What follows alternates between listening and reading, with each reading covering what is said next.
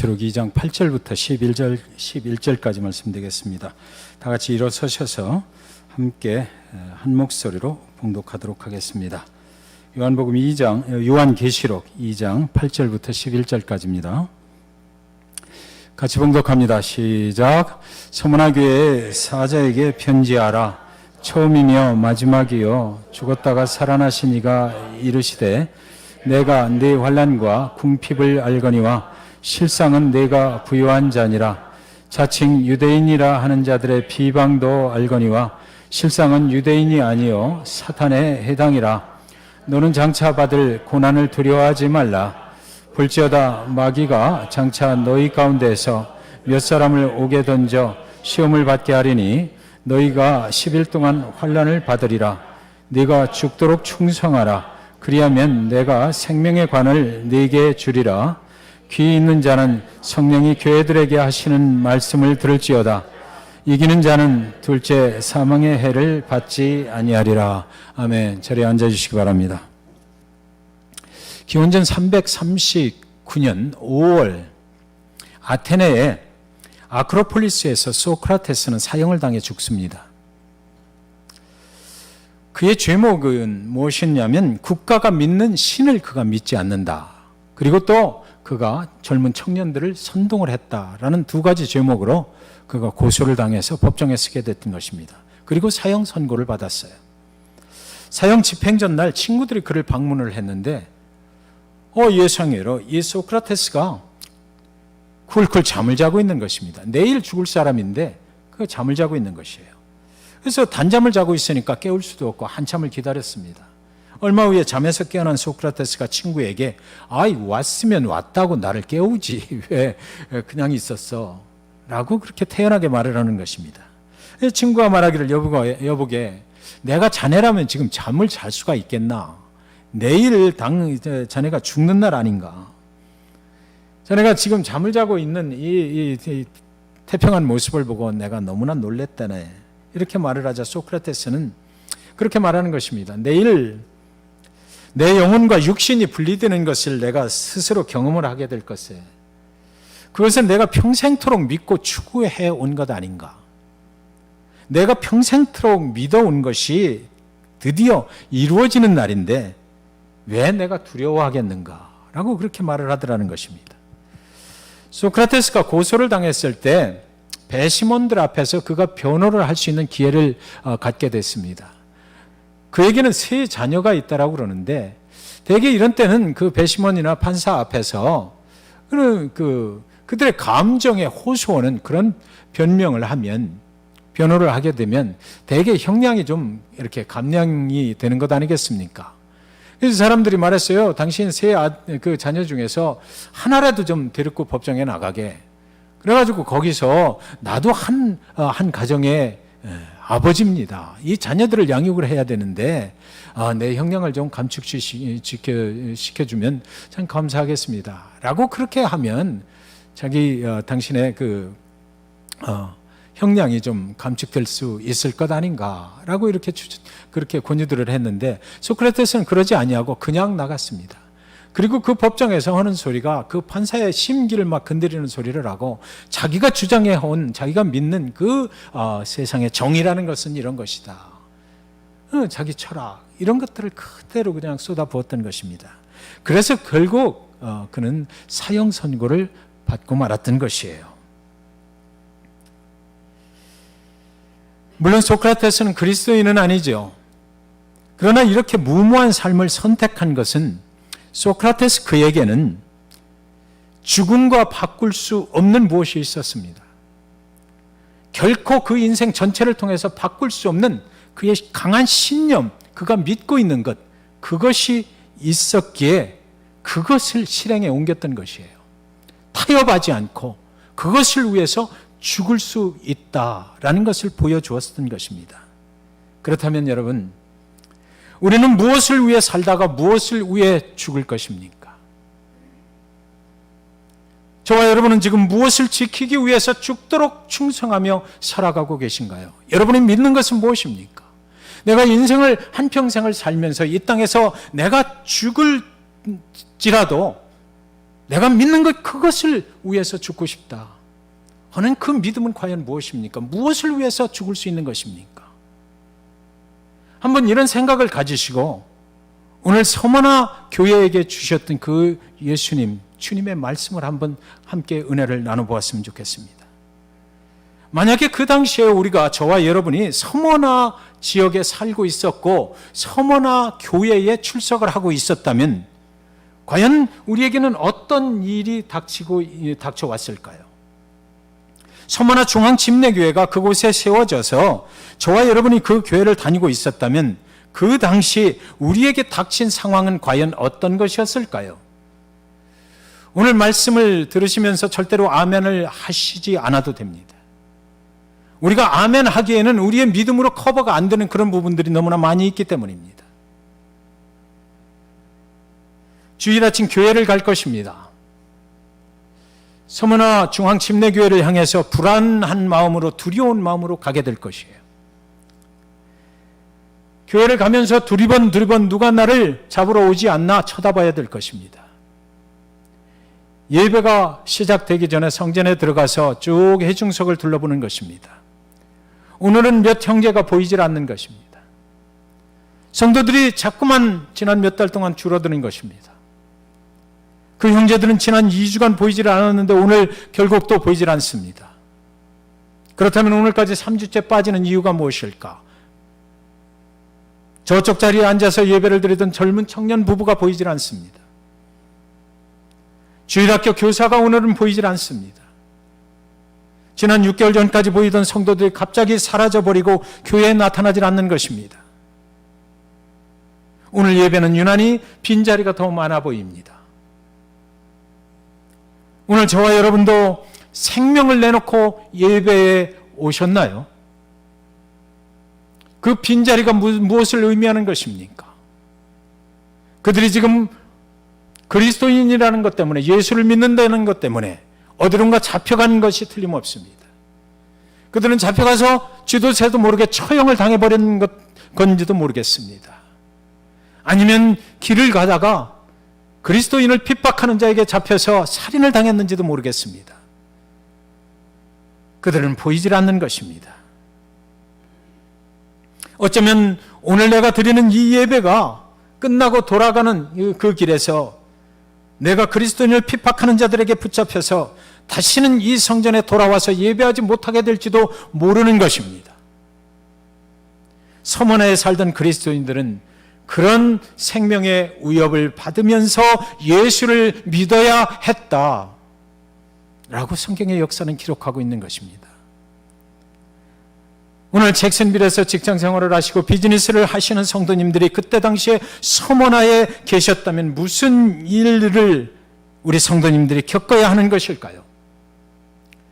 그때 당시에 길드라고 하는 상인 조합이 생겼습니다. 로마 정부와 결탁을 해서 소상공인들이 자기들의 유익을 위해서 결성을 하는 거죠. 그런데 이 길드에 그리스도인들은 가입을 할 수가 없는 것입니다. 가입이 안 됩니다. 그들의 유익을 보호하기 위해서 결성된 상인들의 이 협동조합 같은 곳에 그리스도인이라는 이유 때문에 절대로 가입이 안 돼요. 그렇다면 무슨 이야기입니까? 우리는 사업도 할 수 없습니다. 우리는 직장에서 쫓겨나는 것입니다. 그들이 먹고 살 수 있는 길이 다 막혀버린다는 것입니다. 그래서 그때 당시에 서문학교의 교인들은 그리스도인이라는 것 때문에 먹고 사는 것을 포기해야만 하는 그런 상황에서 그리스도를 믿었다는 것이에요. 서문학교회는 7교회 중에서 로마 정부의 가장 심한 핍박을 받게 되었던 것이죠. 그 서머나라는 교회는 터키의 그 이스미엘이라는 도시인데 지금은 그런 항구 도시, 아름다운 항구 도시의 모습을 하고 있더라고요. 그런데 그 도시에 보면 항구 쪽에서 이렇게 쳐다보면 높은 산봉우리처럼 되어 있어요. 거기에 길이 이렇게 있는 것입니다. 지그재그로 올라가는 것이에요. 그 꼭대기까지 올라가요. 올라가면서 이곳에도 우상의 신전이 있고 이곳에도 우상의 신전이 있고 여기도 우상의 신전이 있고 여기도 있고 여기도 있고 여기도 있고 그리고 맨 꼭대기에 로마 황제의 신전이 거기 있는 것입니다.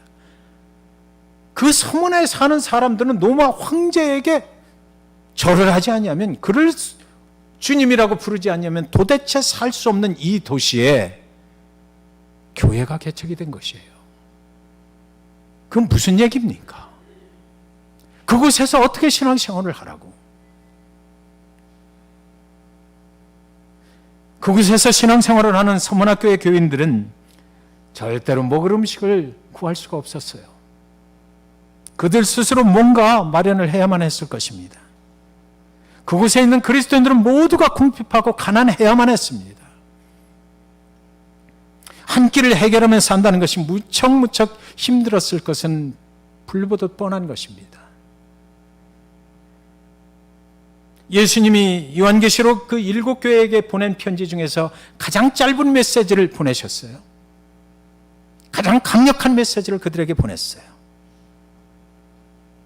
여러분, 이 말씀을 가지고 많은 성도님들이 해석을 하기를, 많은 목사님들이 해석을 하기를 서문학교회는 오직 칭찬만 받은 교회라고 그러시더라고요. 저는 절대 그런 느낌을 받지 못했습니다. 여러분, 그리스도인을 믿는, 그리스도인이라는 그 이유 하나 때문에 세상으로부터 모든 것이 차단되고, 그리고 나서 오늘 내가 잡혀 죽을지도 몰라. 오늘 이 예배가 내 생에 이 땅에서 드리는 마지막 예배가 될지도 모르는 가운데 믿음을 지키며 사는 죽음 앞에 서 있는 그 성도들에게 무슨 칭찬이 필요합니까? 그렇잖아요. 오늘 내가 이 예배를 끝나고 나가다가 저 거리에서 붙잡혀면서 죽을지도 모르는데 다시는 이 예배의 성전으로 돌아오지 못할지도 모르는데 뭐 주님의 칭찬이 필요해요. 그렇지 않은 것이죠. 그들은 칭찬을 받느냐 지적을 받느냐 그것이 문제가 아니었어요.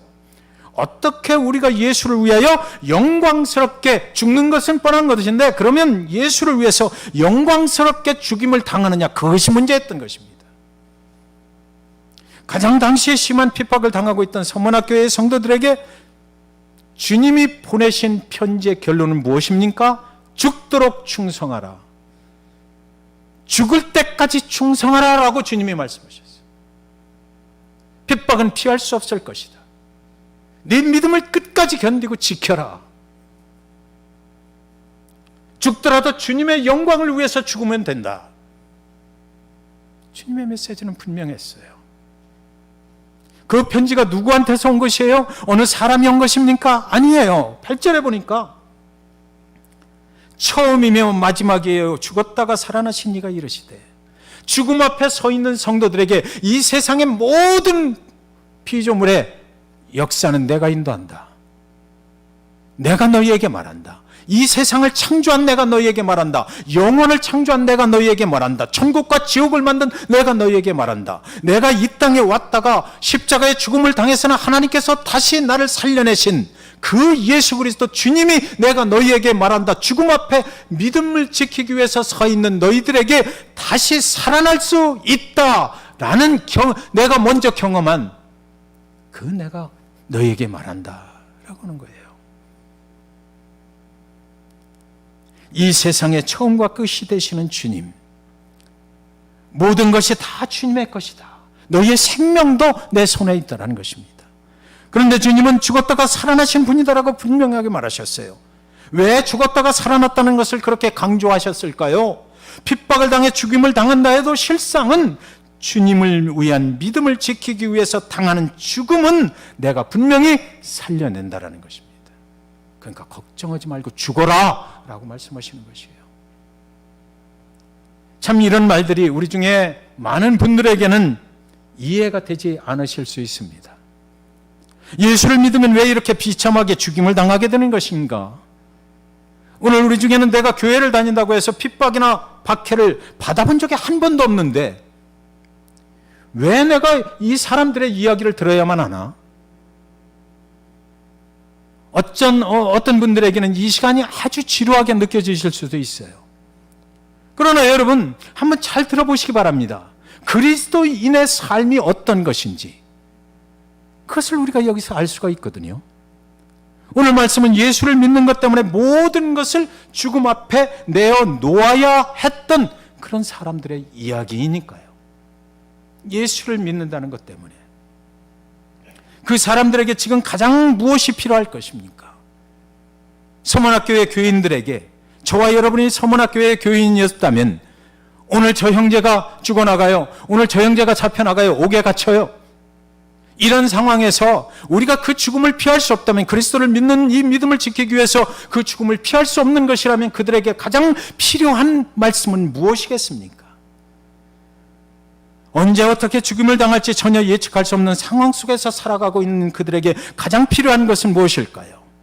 오늘 하루 살아있다고 해서 그들의 삶이 보장되는 것이 절대로 아닌 그곳에 그들에게 필요한 것은 무엇이겠습니까? 그들에게 가장 필요한 것은 먹을 음식이 절대로 아닐 것입니다. 그들에게 필요한 것이 돈도 명예도 아닐 것입니다. 그들에게 가장 필요한 것은 죽었다가 살아나신 주님이실 것입니다. 죽은 자를 다시 살려내실 수 있는 능력을 가지신 그 주님이 나와 함께 하신다라는 그거 아니겠습니까? 내가 죽어도 나를 다시 살려내신다는 그 주님의 약속의 말씀, 그것이 가장 그들을 위로할 수 있는, 격려할 수 있는 말씀이 아니겠느냐고요. 여러분, 제가 경험한 것이 있는데요. 정말 교회 뜰만 밟고 왔다 갔다 하는 사람이 있었어요. 당신은 유대교를 믿는다고 그러더라고요. 교회 뜰까지 와서 교회 성전에는 절대로 들어오지 않는 것입니다. 나는 유대교인입니다라는 것이에요. 그래도 예수 믿으셔야죠. 절대로 나는 유대교인인데요. 예수를 끝까지 믿지 않았어요. 그러나 그 사람이 중병에 걸렸습니다. 의사가 그에게 이제 당신은 죽게 될 것이라고 선고를 했어요. 그가 죽음 앞에 설 때 제가 찾아가서 그분 앞에 무릎을 꿇고 복음을 전했습니다. 손을 잡았어요. 당신이 유대교인이라고 했는데 예수를 지금 이 순간 믿으면 당신이 죽음에서 영원한 생명으로 옮겨집니다. 예수 그분께서 당신을 영원한 천국으로 보내줄 것입니다. 그렇다면 이제 당신은 예수 믿으시겠습니까? 그분이 금방 아멘 하시더라고요. 죽음은 이런 것이에요. 아무리 강한 척하는 사람도 죽음 앞에 서면 당신이 영원한 생명의 길로 인도해 준다는 그 예수를 안 믿을 사람이 누가 있겠느냐고요. 그 예수를 마지막 순간에 그도 믿더라고요. 나를 믿으면 너희도 나를 따라서 죽음을 당하더라도 나를 다시 살리시는 하나님께서 너희도 다시 살리리라는 말이 가장 위로가 되었다라는 것이죠. 주님께서는 그 서문학교회가 너무 심한 핍박과 박해를 당하고 매일같이 죽음 앞에 서 있는 그 성도들인 것을 분명히 아셨고, 그래서 강력한 메시지를 그들에게 죽어도 괜찮아, 내가 살릴 거야, 그러니까 끝까지 믿음을 지켜 라고 아주 간단하게 죽도록 충성해라, 믿음을 지켜라 라고 말씀을 전했던 것이에요. 9절에 보면 내가 네 환난과 궁핍을 알거니와 실상은 내가 부유한 자니라. 자칭 유대인이라 하는 자들의 비방도 알거니와 실상은 유대인이 아니요 사탄의 회당이라 그랬습니다. 여기 그들을 가장 심하게 핍박했던 자들이 자칭 유대인들이었다라고 합니다. 그런데 그냥 유대인이라고 하지 않고 자칭 유대인이다 이랬어요. 그래서 제가 좀 찾아볼 필요가 있었습니다. 그냥 유대인이었다라고 안 하고 예루살렘에서 살고 있는 정통 유대인들이 아니고 그곳에 서문화 쪽에 살고 있었던 에베소 교회에서 지난 시간에 말씀드렸던 에베소 교회에서 한 35마일 정도 북쪽으로 떨어진 그 서문화, 그 지역에는 이방인들이 살고 있었던 거거든요. 그런데 그곳에 자칭 유대인이라고 하는 자들이 있어서 이 서문화 교회 교인들을 핍박을 했다는 것이죠. 그럼 자칭 유대인은 누구일까? 정통 유대인이 아니기 때문에 자칭 유대인이라고 그들은 스스로 그랬을 거예요. 그래서 유대인의 성경을 찾아봤습니다. 유대인의 성경은 유대인들이었지만, 정통 유대인이었지만 예수를 믿고 개종한 사람들이 보는 성경이거든요. 그 성경에 보니까 스스로를 유대인이라고 부르지만 유대인이 아닌 사람들이다 이렇게 돼 있더라고요. 자칭 유대인이 무슨 뜻이냐면 그때 서문화 지역에 살고 있었던 이방인들인데 이들이 유대교를 믿겠다고 나선 것이에요. 그래서 예루살렘에서 그쪽으로 온 정통 유대인들과 결탁을 해서 정통 유대인들은 뒤로 숨어버리고 로마 정부에서 이 자칭 유대인이라고 하는 자들을 이용을 해서 그리스도인들을 핍박하는 앞잡이로 세워서 사용을 했고 그들은 거기에 사용이 됐다라는 것이죠. 사실은 이들은 이방인들입니다.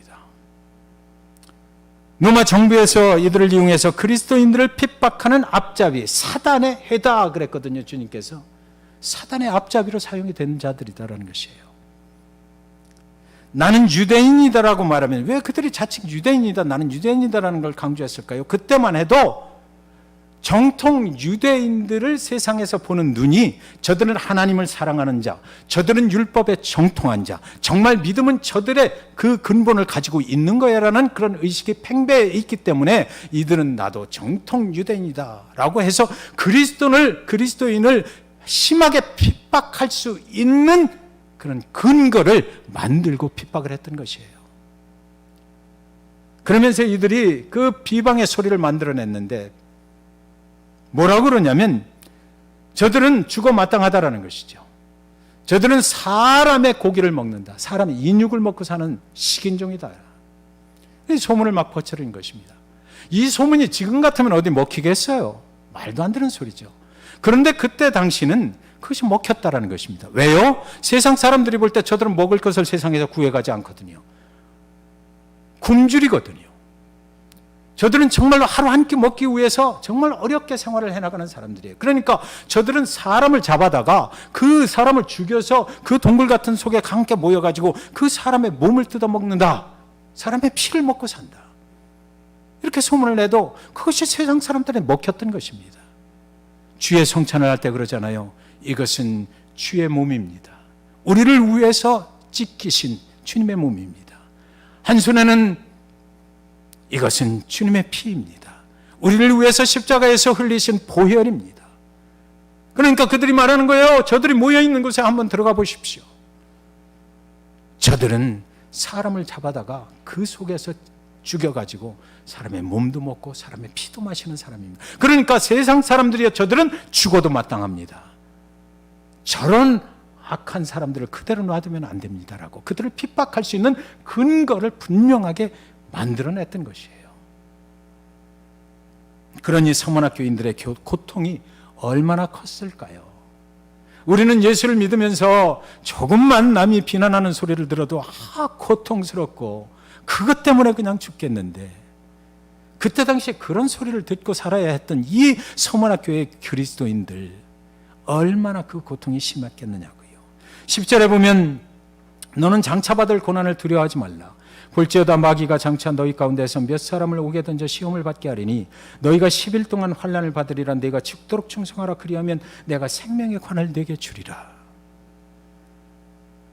이 말씀이 어떻게 우리가 어떻게 이 말씀을 받아야 한단 말입니까?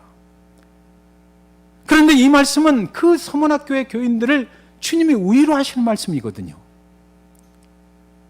그들에게는 이거보다 더 큰 위로가 없는 거예요. 지금은 주님의 위로는 이렇게 계속됐던 것입니다. 앞으로도 그런 핍박은 더하면 더했지 덜 할 리가 없다. 이것은 사람이 하는 짓이 아니라 마귀가 하는 짓이다. 그들은 앞으로 이제 옥에도 계속 갇히게 될 것이다. 그리고 여기 10일 동안 환난을 받게 된다라고 그랬는데 이 10일은 그러니까 로마 황제가 주 37년 그 네로 황제 때로부터 그리스도인을 극심하게 핍박하는 일이 시작돼요. 그리고 나서 주 312년까지 로마 황제가 10명입니다. 그때부터 그때까지 그 극심한 그리스도인을 핍박하는 시기, 그것을 10일이라고 예언을 하신 것입니다. 그 동안에 너희는 극심한 핍박을 받게 될 것이다라는 것이에요. 그리고 이 핍박이 끝나고 나서 이제 로마가 기독교를 국교로 인정을 해버리는 그런 때가 오거든요. 고난을 두려워하지 말라. 이 말씀은 무엇입니까? 그 기간 동안에 심한 핍박과 박해를 받게 되겠지만 그 고난에는 끝이 있다라는 것이에요. 그것이 영원까지 가지는 않는다. 견뎌라. 이 고난은 결코 영원할 수 없다. 그리고 말씀하시기를 이 환난과 고난 가운데 내가 죽도록 충성하라. 그리하면 내가 생명의 관을 내게 주리라. 여러분, 우리는 예수 그리스도를 믿는 순간에 생명의 면류관을 받는 것이 보장되어 있어요. 그런데요, 극심한 핍박과 박해를 받다 보면 이 서문학교회 교회의 그 히스토리를 읽어보니까 어떤 청년 하나가 거기 기록이 되어 있더라고요. 예수를 믿는 것을 포기하고 떠났어요. 나는 예수 안 믿겠다. 그에게 이 약속된 생명의 면류관을 줄까요? 그래서 여기 주님께서 다시 한번 말씀하는 거예요. 지켜라. 끝까지 죽을 때까지 충성해라. 그리하면 약속된 그 생명의 면류관을 내가 너희에게 약속한 거 줄게. 그러나 중간에 믿음을 심하다고 그 심한 박해 핍박 때문에 내 믿음을 저버리고 내가 떠나버리다면 그것은 받을 일이 없다라는 거죠. 끝까지 믿음을 진실하게 지키라는 것이에요. 너희가 믿음을 지키기 위해서 핍박받아 숨진다 하더라도 다시 살려낼 것이다. 그리고 약속된 생명의 면류관을 그때 분명하게 받게 될 것이다. 주님은 이렇게 말씀하셨습니다. 11절에도 보면 귀 있는 자는 성령이 교회들에게 하시는 말씀을 들을지어다. 이기는 자는 둘째 사망의 해를 받지 아니하리라 그랬습니다. 믿지 않는 자는 영원히 죽어버립니다. 살아서 돌아다니는 것 같으나 그는 죽은 자입니다. 그 영혼은 이미 죽었습니다. 오직 우리가 영원까지 살아가려면 예수를 믿는 방법밖에 없습니다. 그러나 믿는 자들에게는 첫 번째는 아담의 죄로 인한 죽음이 있고 두 번째로는 두 가지 죽음이 있는데 두 번째 죽음은 마지막 심판 때 하나님의 심판 때의 영원한 형벌에서 구원을 받는다는 것입니다. 그러니까 우리 믿는 자들은 아담의 죄 원죄로부터 우리가 그 죽음에서 해방되는 경험을 한 번 하고 두 번째 죽음에서 해방되는 경험은 하나님께서 예수 그리스도 그분께서 다시 재림오실 때 하나님의 심판이 임하는 그날에 우리는 죽음으로 가지 않고 영원한 생명의 길로 가는 그런 구원을 받게 된다는 것이에요. 우리가 첫 번째 죽음에서 해방되는 것은 예수 그리스도 그분께서 저와 여러분의 죄를 지고 십자가에 죽으실 때, 대신 죽으실 때 우리가 그것을 믿는 순간 우리는 그 죽음이 예수 그리스도의 죽음과 함께 거기서 죽었다. 그리고 우리는 영원한 생명의 길로 주님의 인도함을 받게 된다는 거죠. 사랑하는 성도 여러분, 서문학 교회의 이야기가 우리에게는 마치 남의 나라 이야기처럼 들릴 수 있어요. 왜냐하면 예수를 믿는 것 때문에 우리가 이런 핍박을 당하며 살고 있지 않기 때문입니다. 그러나 당시 서문학 그리스도인들에게 이 주님의 편지는 얼마나 큰 위로가 되었을까요?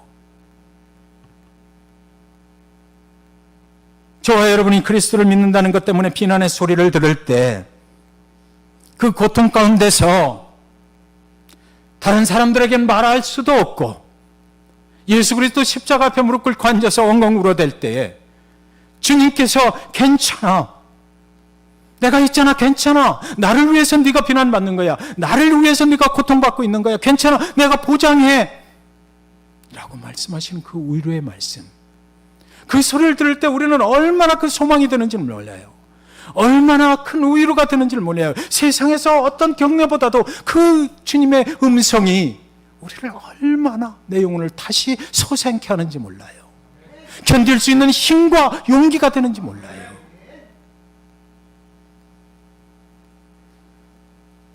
이 주님의 편지 서문학 교인들에게 얼마나 큰 위로가 되었을까.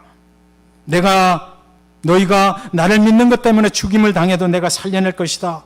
너희가 얼마나 힘들고 어려울지를 내가 분명히 안다. 알고 있다.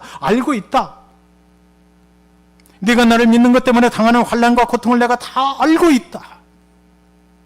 그런데 끝이 있을 것이다. 믿음을 버리지 말고 견뎌라. 죽임을 당하더라도 담대하라. 내가 생명의 면류관을 약속했기 때문에 너에게 주리라. 믿음을 지켜라. 죽을 때까지 믿음을 지켜라. 끝나는 날이 올 것이다. 저와 여러분, 그리스도를 믿는 것 때문에 힘들고 어려우셔요. 주님이 말씀하셔요. 지켜라. 끝나는 날이 있다.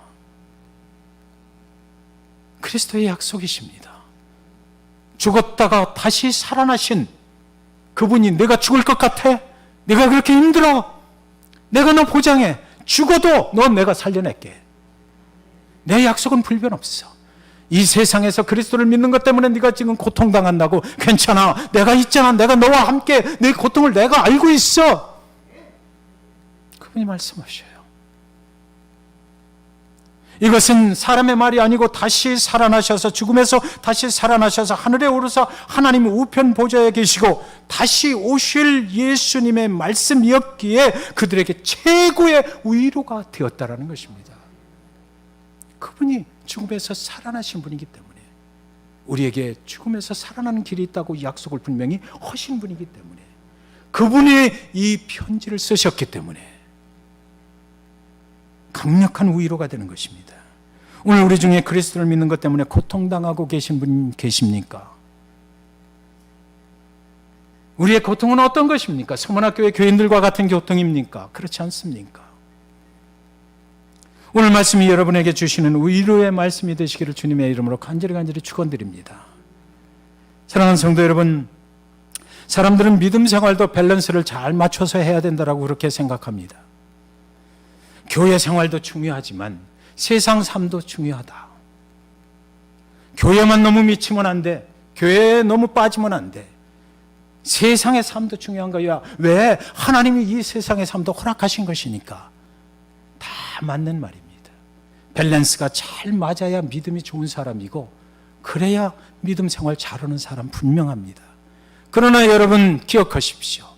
서문학교의 교인들에게는 이 밸런스를 맞출 일이 없었습니다. 세상의 삶은 이미 다 빼앗겨버렸어요. 그들은 밸런스를 맞출 일이 없습니다. 선택을 할 여지가 없는 거예요. 세상의 삶은 이미 다 사라져버린 지 오래입니다. 내가 지금 살아가는 삶은 오직 예수를 믿는 삶, 거기서 내가 언제 어떻게 죽을 것이냐, 내가 죽을 때 어떤 모습으로 죽을 것이냐, 그것만 남아있는 것이에요. 선택의 여지가 없는 것입니다. 밸런스를 맞추면서 교회에 너무 빠지면 안 돼, 이런 생각할 여지가 없는 그런 사람들이었어요. 오직 한 길, 죽으나 사나 사나 죽으나 예수밖에는 없는 삶, 예수로 살고 예수로 죽을 수밖에 없는 삶을 그들은 살았다는 것이죠. 사도 바울도 그랬잖아요. 아프가니스탄에서 순교를 당한 배용규 목사도 그랬을 것입니다. 죽음 앞에 서 있는 그 순간에 자기의 선택은 죽음밖에 없어요. 예수를 위해서 어떻게 영광스럽게 죽을 수 있나, 그거밖에 없는 것이죠. 그들에게는 다른 선택의 여지가 없었다는 것이에요. 그 순간 선택을 할 수 있다면 뭡니까? 담대하게 믿음을 보이면서 그 믿음을 끝까지 지키면서 순교당하는 것, 그거밖에 없는 것이에요. 서문학교의 감독 폴리캅의 순교 이야기를 여러분들은 잘 알고 계실 것입니다. 로마 정부의 핍박으로 잡혀서 그가 화형을 당해요. 서기 70년에 그가 태어났거든요. 그리고 나서 86년을 살다가 서기 155년에서 6년 되는 그때 화형을 당하고 순교를 하게 됐습니다. 폴리캅이 잡혀가지고 원형 경기장으로 끌려 들어갑니다. 그때까지 서문학교의 목사였거든요. 목회를 하다가 어느 날 잡혔어요. 그래서 이제 화형을 당하러 들어가는 것입니다. 경기장 안에는 이미 폴리캅의 화형식을 보려고 수많은 사람들이 거기 들어와서 소리를 막 질러대고 있는 것입니다. 그때 어디서 들려오는 소리인지, 폴리캅이여 폴리캅이여 담대하라, 믿음을 지켜라. 그 소리가 그 경기장 하늘 어딘가에서 막 들려오는 것입니다. 폴리캅은 그 소리를 들었어요. 그 중에 많은 사람들이 또 그 소리를 들은 것입니다. 그곳에 있던 수많은 사람들이 저 사람을 죽여라, 죽여라. 맹수에게 잡혀서 죽게 만들어라. 소리를 지르는 것입니다. 그때 그 화형을 집행하는 사람이 당신의 나이가 86세인데 나이를 생각해서라도 한 번만 내가 더 기회를 줄 테니까 황제의 이름으로 예수를 안 믿겠다라고 한마디만 해라 그럽니다. 황제의 이름으로 맹세해라. 예수 안 믿겠다고. 그러면 살 수 있다. 그때 폴리캅은 말합니다.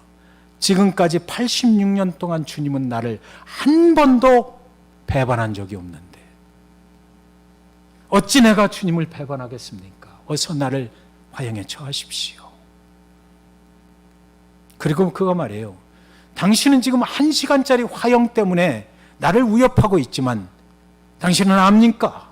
내가 이 자리에서 죽으면 나는 영원한 세계가 있어서 그 영원한 주님이 예비하신 그 영원한 세계 속에서 들어가서 영원히 주님과 함께 살게 된다는 거 그거 당신 아세요? 라고 물었던 것입니다. 그리고 그는 수많은 사람들이 지켜보는 가운데 화형에 처해졌어요. 그런데 여러분, 폴리캅은 서문학교의 12번째 순교자입니다. 그러니까 그 서문학교에는 그냥 계속해서 이렇게 순교하는 사람들이 있었던 거예요. 그 서문학교에 다니는 것은 결국 뭡니까? 계속해서 그 다음은 누가 순교할 거예요? 그 다음은 누가 또 잡혀가서 죽나? 이런 일들이 계속해서 발생되고 있었다는 것입니다. 폴리캅이 순교를 당한 해는 AD 155년이나 156년으로 추정을 하는데 그렇다면 여러분 요한계시록에서 사도 요한 에베소 교회를 목회를 하다가 사도 요한이 붙잡혀가지고 반모섬으로 유배를 당했을 때 그 반모섬의 동굴 속에 있을 때 하나님께서 환상으로 나타나셔서 에베소 교회에도 편지를 보내라. 내가 하는 소리를 다 적어서 서문학 교회에도 보내라. 그리고 다른 교회들에게도 보내라. 그래서 그 요한계시록이 쓰여진 거 아닙니까?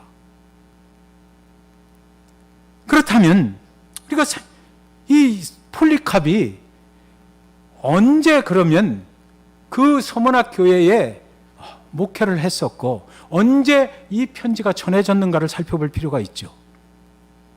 그래서 따져보니까 그 로마가 그리스도인들을 심하게 핍박했던 시기가 AD 92년부터 막 시작이 되는 것입니다. 그렇다면 무슨 얘기예요? 폴리캅은 이 폴리캅 목회자는 서문학 교회에서 목회를 하고 있던 동안 반모섬에로부터 온 사도 요한이 서문학 교회에게 주님이 보낸 그 편지를 받았다라는 이야기죠. 자기가 목회를 하고 있을 때 반모섬에서 사도 요한이 이게 주님께서 너희 교회에 주시는 편지야 라고 보내온 그 편지를 그는 받았다라는 것입니다. 어느 주일날 예배가 시작이 되고 그들이 찬송을 불렀을 것입니다. 환난과 핍박 중에도 성도는 신앙 지켰네. 우리도 고난받으면 죽어도 영광되도다. 성도의 신앙 따라서 죽도록 충성하겠네. 찬송이 끝나고 폴리캅 목사가 강대상에 올라갑니다. 그의 손에는 그날 긴 두루마리가 들려있는 것이에요. 폴리캅이 그것을 펴서 온 성도들 앞에서 읽는 것입니다. 읽기 전에 폴리캅 목사가 이렇게 말했을 것이에요. 오늘은 우리 저 옆 동네에 있는 에베소 교회에서 목회를 하다가 반모섬에 유배를 당한 사도 요한이 반모섬에서 환상을 보고 주님께서 우리 교회에 보내시는 편지를 기록했는데 그 편지가 우리에게 도착을 했습니다. 그것을 제가 이제 읽어드리겠습니다. 그리고 폴리캅 목사는 성도들 앞에서 그 편지를 읽었을 것입니다. 처음이며 마지막이요 죽었다가 살아나신 이가 이르시되 내가 네 환난과 궁핍을 알거니와 실상은 네가 부유한 자니라. 자칭 유대인이라 하는 자들의 비방도 알거니와 실상은 유대인이 아니요 사탄의 회당이라. 너는 장차 받을 고난을 두려워하지 말라. 볼지어다 마귀가 장차 너희 가운데에서 몇 사람을 옥에 던져 시험을 받게 하리니 너희가 10일 동안 환난을 받으리라. 네가 죽도록 충성하라. 그리하면 내가 생명의 관을 네게 주리라. 오늘 우리가 읽은 이 서머나 교회에게 주시는 주님의 편지를 폴리캅 목사는 그 성도들 앞에서 읽었을 것이고 그 목회하다가 잡히는 그날까지 이 말씀을 완전하게 믿었을 것입니다. 그리고 그 말씀이 나에게 주시는 말씀이다 라고 믿었을 것입니다. 그래서 처음이요 나중이요 죽음에서 살아난 예수님이 너희가 장차 환난을 당하나 담대하라, 죽을 때까지 충성하라, 생명의 면류관을 네게 주리라, 자신이 성도들 앞에서 읽었던 그 주님의 편지 속에 들어있는 그 약속의 말씀을 자신이 맨 먼저 믿어야 했던 것입니다. 그걸 믿었어요. 그리고 그 환난은 왔고 그 핍박은 왔고, 그리고 그는 그 주님의 말씀을 믿고 그렇게 순교를 당했던 것이에요. 죽도록 충성하라는 그 주님의 명령에 그는 순종했던 것이지요. 사랑하는 여러분, 주님은 서머나 교인들에게 무엇을 위해 죽어야 하는지를 알려주셨습니다. 소크라테스는 자신의 신념을 위해 죽었지만 서머나 교회 교인들은 당신을 다시 살려내시고 생명의 면류관을 주실 예수를 위해 죽었던 것이에요. 원래 이 설교의 마지막 질문은 혹시 우리 중에 예수 믿는 것 때문에 고난을 받으시는 성도님 계신가요? 주님의 말씀으로 위로를 받으십시오 라고 끝내야 됩니다. 그러나 그런 분이 우리한테 계신가요? 서문학교의 교인들처럼 고난과 핍박을 받으시고 그리스도를 믿는 것 때문에 죽음 앞에 위협을 받고 계신 분 혹시 우리 중에 계신가요? 정말 우리 중에 예수 믿는 것 때문에 서문학 교인들처럼 고난과 환난을 받으시는 성도님들이 정말 계실까요?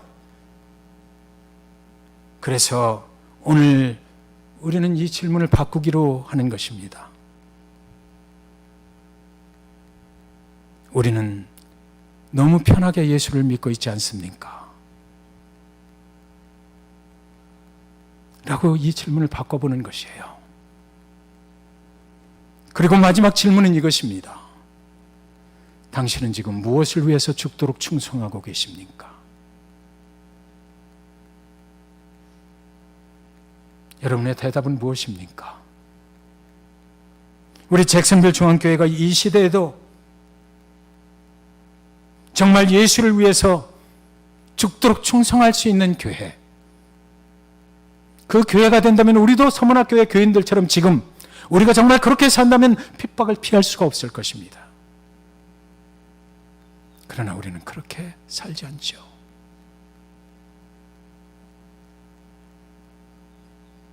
정말 우리가 예수를 위해 죽도록 충성한다면 그때 서문학교회 성도들에게 주셨던 이 편지가 오늘 우리의 가슴을 찢어버리는 그런 실감나는 편지가 되지 않겠습니까?